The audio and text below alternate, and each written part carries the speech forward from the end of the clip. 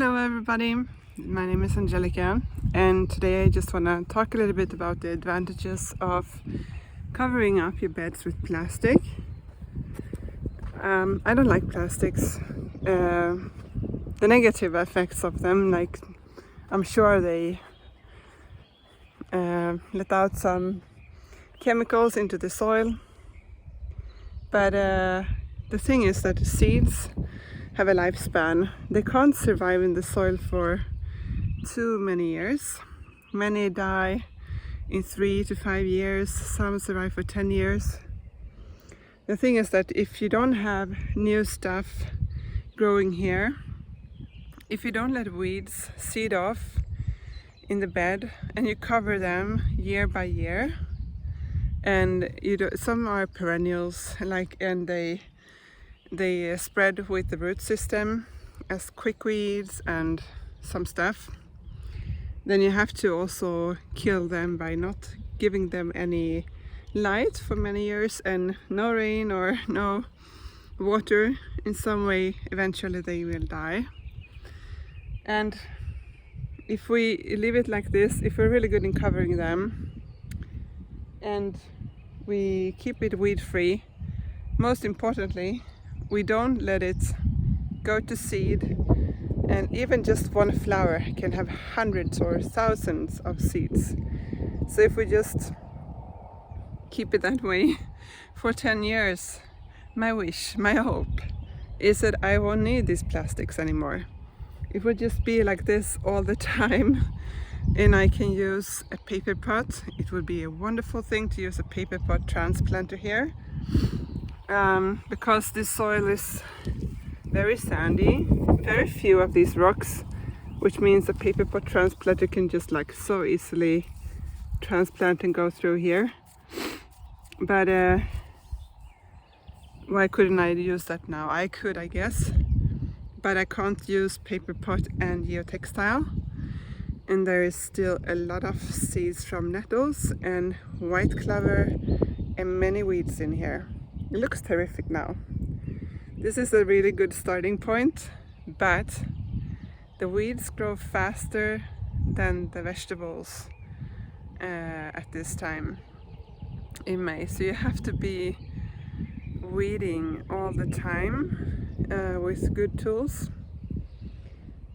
So I use geotextile for a lot of stuff.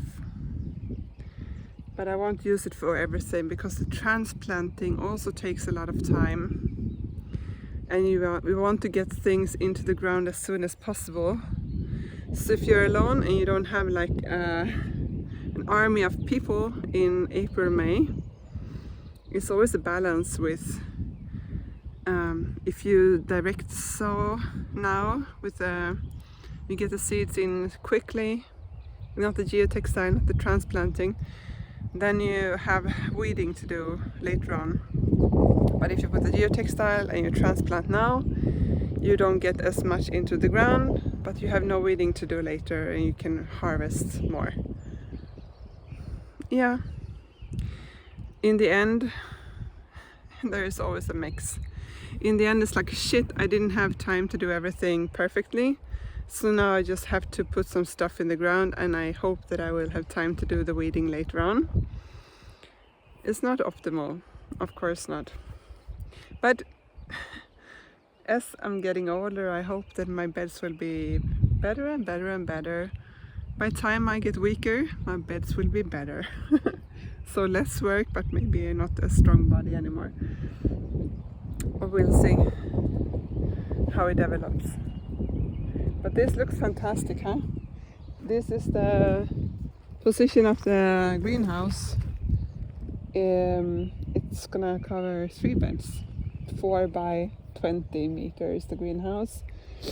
This is the field for the tomatoes. So I will have on the sides there will be snack peppers and chili and tomato in the middle.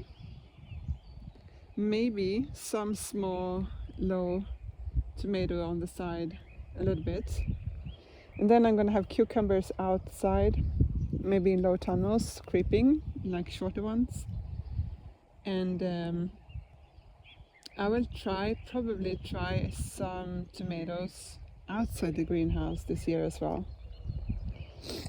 I'm thinking of different methods to do that.